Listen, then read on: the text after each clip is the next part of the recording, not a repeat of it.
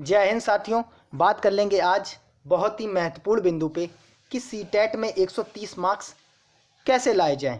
बड़े आसानी से आप सीटेट में 130 मार्क्स ला सकते हैं अगर आप कुछ ऐसे टॉपिक पढ़ के जाते हैं, चुनिंदा टॉपिक जहां से हर बार सीटेट में क्वेश्चन आते हैं, तो वहां अगर वो आप उतना ही कवर कर लेंगे ना, तो निश्चित रूप से 130 मार्क्स आपके कहीं नहीं गए। चलिए बात कर लेते हैं हम लोग सीडीपी में हम लोग को कौन कौन से ऐसे टॉपिक पढ़ने होंगे जहां से सीटेट में पूछा जाता है और बड़े आसानी से आप क्वेश्चन करके आएंगे।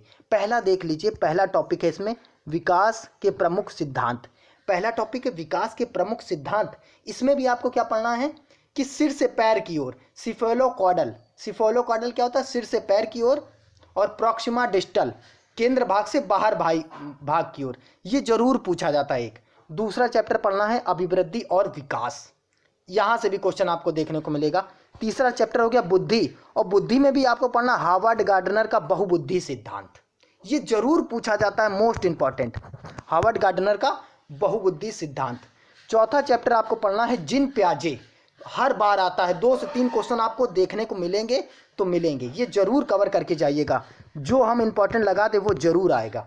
उसके बाद नॉम चॉम्स्की, ये भी जरूर पूछा जाएगा। मापन और मूल्यांकन, ये भी मोस्ट इंपॉर्टेंट टॉपिक है। फिर अल्बर्ट बंडूरा पढ़ना होगा। फिर अगला है एरिक इरिक्सन को पढ़ना होगा आपको, और विकास की प्रमुख अवस्थाएं। यहाँ से आपको निश्चित रूप से 2 से 3 नंबर जरूर देखने को मिलने वाले हैं। और उसके बाद आप देख लेंगे, अगला है अधिगम चैप्टर में आप देख लीजिए, अधिगम से जरूर मिलेगा आपको 1 से 2 क्वेश्चन जरूर मिलने वाले हैं। उसके बाद बात कर लेंगे अधिगम का स्थानांतरण, ये बहुत इंपॉर्टेंट टॉपिक हो गया, अधिगम का स्थानांतरण। और अगला है सामाजिक एजेंसियां, प्राथमिक एजेंसी, द्वितीयक एजेंसी, तृतीयक एजेंसी। यहाँ से निश्चित रूप से हर सीटेट के एग्जाम में पूछा जाता है। सीडीपी का यहाँ से आपका टेंशन खत्म। यहाँ से आप 30 में से कम 29 से 28 नंबर जरूर लाए। अगर इतना कवर कर लेंगे ना, तो 28-29 नंबर कहीं नहीं गए आपके। यही है 130 नंबर लाने का सही तरीका। ये टॉपिक जरूर कवर करके जाइएगा। चलिए अगली बात कर लेते हैं। अगला कौन सा आपको पढ़ना है, ईवीएस की बात कर लेते हैं। ईवीएस में देखिए हर बार क्या है, क्वेश्चन वहीं से आते हैं, चुनिंदा टॉपिक है और वहीं से पूछा जाता है। अगर आप ये 16 टॉपिक कवर कर लेते हैं तो हमें नहीं लगता है ईवीएस का एक भी क्वेश्चन इससे बाहर जाना है। तो चलिए दोस्तों देख लेते हैं। पहला टॉपिक स्लॉथ, पहला टॉपिक क्या पढ़ना है, स्लॉथ। दूसरा टॉपिक है सांप। तीसरा टॉपिक है हाथी। चौथा टॉपिक है शेर। पांचवा टॉपिक है बाघ। छठा टॉपिक है मकड़ी। सातवां टॉपिक है रेशम कीट। आठवां टॉपिक है पश्मीना बकरी। पश्मीना जो साल होता है ना, तो पश्मीना बकरी पाई जाती है लद्दाख में, तो उसके बारे में आपको डिटेल से पढ़ना है। उससे 1 ना 2 क्वेश्चन जरूर देखने को मिलेंगे। अगला है राज्यों के प्रमुख भोजन, कहाँ पर कौन सा भोजन पाया जाता है, कहाँ तली हुई मछली पाई जाती है, कहाँ सरसों में तेल में पकी हुई मछली पाई जाती हैं, कहाँ सांप खाए जाते हैं, कहाँ क्या खाया जाता है। तो राज्यों के प्रमुख भोजन को देखना है आपको। खेजड़ी वृक्ष के बारे में, राजस्थान का खेजड़ी, घटपर्णी के बारे में आपको पढ़ना है, ओक के बारे में पढ़ना है आपको, और भारत के राज्यों की प्रमुख सीमाओं को। देखिए मैप से एक क्वेश्चन आपको जरूर देखने को मिलने वाला है। मैप से आपको एक क्वेश्चन क्या है, जरूर देखने को मिलने वाला। मैप से क्या है, आपको एक क्वेश्चन जरूर 110% देखने को मिलने वाला है। उसके बाद कर लेंगे हम बात माउंट एवरेस्ट में पहली बार कौन चढ़ा, सबसे पहला भारतीय कौन था, तो ये आपको जरूर देख के जाना है। माउंट एवरेस्ट की ऊंचाई कितनी, ये सब आपको देख के जाना है। बछेंद्री पाल, इसमें इंपॉर्टेंट क्या है, बछेंद्री पाल के बारे में जरूर आप देख के जाइएगा कि वो कहाँ की निवासी हैं, कहाँ रहती थी, क्या करती थी, ये सब के बारे में आपको देख के जाना है। फिर असम के घरों की विशेषताओं के बारे में, कितने ऊंचे होते हैं, ये देख के जाना है। कैसे बनाए जाते, लकड़ी से बनाए जाते कि पत्थर से बनाए जाते, किससे बनाए जाते, ये जरूर आता है, हर बार पूछा जाता है भाइयों। उसके बाद है लद्दाख के घरों की विशेषताएं। ये अगर आप ये 16 टॉपिक कवर कर लेते हैं तो 30 में से कम 25 से 27-28 क्वेश्चन आप कर लेंगे। 27-28 क्वेश्चन 25 से 28 के बीच में आप जरूर कर लेंगे, निश्चित रूप से कर लेंगे। चलिए और आगे बढ़ते हैं। अब बात कर लेते हैं पेडागोजी की। पूरी सीडीपी की जान है, सीडीपी की जान है और सीटेट की जान कहेंगे इसको, सीडीपी की जान तो कहेंगे, सीटेट की भी जान है ये, क्योंकि सीटेट में 15 क्वेश्चन तो सब्जेक्ट से आते हैं और 15 क्वेश्चन जो होते हैं 15 क्वेश्चन होते हैं सब्जेक्ट के, 15 क्वेश्चन किसके होते हैं सब्जेक्ट के, और 15 ही क्वेश्चन क्या होते हैं पेडागोजी के होते हैं। अगर आप ये 15 क्वेश्चन कर लेते सब में 15 15 15 15 25 75 क्वेश्चन तो आपके ऐसे ही हो गए। तो चलिए देख लेते, इसमें भी देखिए इतनी बढ़िया ट्रिक है कि बड़े आसानी से आप समझ पाएंगे, कोई दिक्कत नहीं होने वाली है आपको समझने में। बात कर लेते हैं पॉजिटिव वर्ड, एक होता पॉजिटिव वर्ड, एक होता नेगेटिव वर्ड। अब आपको पहचानना है कि कौन सा है पॉजिटिव वर्ड, कौन सा नेगेटिव वर्ड। ऑप्शन में दिया होगा और आप तुरंत अगर इस हिसाब से आप करते हैं तो निश्चित रूप से लगभग सही आंसर की ओर आप पहुंच जाएंगे। तो बात कर लेते हैं अगर पॉजिटिव वर्ड की, तो पॉजिटिव वर्ड में क्या क्या आ जाता है। कहीं आपको देखने को मिल जाए अगर व्यापकता, व्यापकता देखने को मिल जाए, प्रोत्साहन देखने को मिल जाए, विस्तार देखने को मिल जाए, अन्वेषण यानी कि खोज देखने को मिल जाए। भाई बच्चा क्या है अन्वेषण करके सीखता है, बच्चा क्या है नन्हा वैज्ञानिक है। किसने कहा, जिन प्याजे ने कहा है कि बच्चा अन्वेषण करके सीखता है, खोज करके सीखता है। पर्यावरण की सुरक्षा, हाँ जहाँ पर पर्यावरण की सुरक्षा की बात की जाए वो सब पॉजिटिव वर्ड है। एकीकृत विषय, जहाँ सभी विषय को एकीकृत करके पढ़ाया जाए। बाल केंद्रित शिक्षा, भाई ये इतना इम्पोर्टेंट है, ये सब बाल केंद्रित शिक्षा। शिक्षा कैसी दी जानी चाहिए, बाल केंद्रित हो, ना पुस्तक केंद्रित हो ना शिक्षक केंद्रित हो। शिक्षा कैसी होनी चाहिए, बाल केंद्रित। हमेशा आपको क्या करना है, बालक है जो, बालक को भगवान मानना है, बालक को क्या भगवान मानना है। जो बालक करेगा वो सब सही है, बालक के अगेंस्ट नहीं जाना कभी भी आपको। अगर आप ऐसा करने में सक्षम हैं तो निश्चित रूप से क्वेश्चन आप एकदम सही करके आएंगे। दोस्तों मैंने भी ऐसा ही किया था, सीटेट पास बड़े आसानी से हो जाता है सीटेट पास। अगर आप इन बातों का ध्यान रखते हैं तो सीटेट निश्चित रूप से आपका क्वालिफाई होने वाला, कोई नहीं रोकने वाला है आपको। क्वालिफाई तो कोई नहीं रोकने वाला क्वालिफाई करने से, क्योंकि जनरल में 90 चाहिए बड़े आसानी से आ जाएंगे और ओबीसी में 82 तो बड़े आसानी से आप ले आएंगे। लेकिन अगर 130 प्लस लाना है तो जो मैं टॉपिक बता रहा हूँ अगर उतना ही आपने कवर कर लिया तो निश्चित रूप से आपका 130 प्लस कोई नहीं रोक सकता।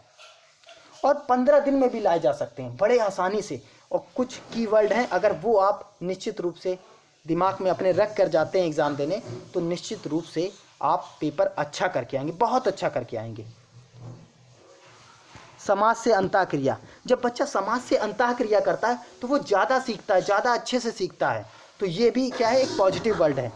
दृश्य श्रव्य सामग्री, हाँ जब बच्चा बालक किसी चीज़ को देखता है उसकी इमेज क्या है उसके दिमाग में जब बन जाती तो वो क्या है, बच्चा ज़्यादा अच्छी तरीके से क्लियरिटी आती है उसके दिमाग में और ज़्यादा अच्छी तरीके से सीख सकता है। त्रुटि करना, हाँ जब बालक ज़्यादा से ज़्यादा त्रुटि करेगा तभी तो वो अच्छे से सीख पाएगा, गलतियों को सुधार पाएगा। तो क्या है, त्रुटि क्या है, पॉजिटिव वर्ड है। त्रुटि क्या है, पॉजिटिव वर्ड है, ये ध्यान रखिए। अच्छा नेगेटिव वर्ड की अगर बात कर ले तो नेगेटिव वर्ड में क्या, केवल हो गया, मात्र हो गया, सिर्फ हो गया, एकमात्र हो गया, ये सब क्या है नेगेटिव वर्ड है। अगर ये किसी में आ रहे हैं कि केवल बच्चा ही ये कर सकता है, केवल हो गया, मात्र हो गया, सिर्फ हो गया, तो ये सब क्या है नेगेटिव वर्ड है। ये क्या है, ऑप्शन गलत होगा ये। रटना, भाई बच्चों को रटंत विद्या नहीं चाहिए, कॉन्सेप्ट बेस्ड लर्निंग होनी चाहिए। बच्चों को कैसी लर्निंग सिखानी चाहिए, कॉन्सेप्ट बेस्ड, उसका कॉन्सेप्ट मजबूत होना चाहिए, ना कि रटना सिखाना चाहिए। याद करना हो गया, रटना हो गया, कंठस्थ करना हो गया, ये सब आपके वर्ड आएंगे तो आपको पहचानना है। दंड हो गया, दंड के डर से बच्चों को क्या पढ़ाया जा सकता, नहीं पढ़ाया जा सकता, ये सब नेगेटिव वर्ड हैं। सजा हो गया, समस्या हो गया और बोझ हो गया। भाई शिक्षा क्या है, एक बोझ नहीं है। बच्चों को बस यही सिखाना है आपको कि शिक्षा बोझ नहीं है। अगर ये सब शब्द आते हैं तो ये सब क्या नेगेटिव वर्ड हैं। हाँ जो शिक्षा होनी चाहिए बाल केंद्रित होनी चाहिए, ना कि पुस्तक केंद्रित होनी चाहिए, ना कि शिक्षक केंद्रित होनी चाहिए। भाई हम अच्छा शिक्षा किसको दे रहे हैं, शिक्षा तो हम बच्चों को दे रहे हैं ना, तो वो पुस्तक केंद्रित कैसे होनी चाहिए, वो बाल केंद्रित होनी चाहिए, ना शिक्षक केंद्रित होनी चाहिए। ग्रेड आधारित शिक्षा, ये भी बहुत ही बेकार चीज़ है। ग्रेड कि फर्स्ट आया सेकंड आया, ये शिक्षा नहीं देनी है हमको कि कोई अच्छा है तो उसको A ग्रेड मिल गया, कोई उससे खराब है B मिल गया, ऐसा नहीं। हमको सबको समान तरीके से मानना है और सबको समान तरीके से शिक्षा देना है। पृथक्करण और नामांकित, पृथक्करण किसी को अलग अलग नहीं शिक्षा देनी है कि मान लो मेरी क्लास में है 20 बच्चे, 20 बच्चों को क्या है, जो तेज है उनको उनका ग्रुप अलग बना दिया, जो कमज़ोर है उनका ग्रुप अलग बना दिया। तो हमें क्या है, सामूहिक शिक्षा देनी है। हमें क्या है, सामूहिक शिक्षा देनी है।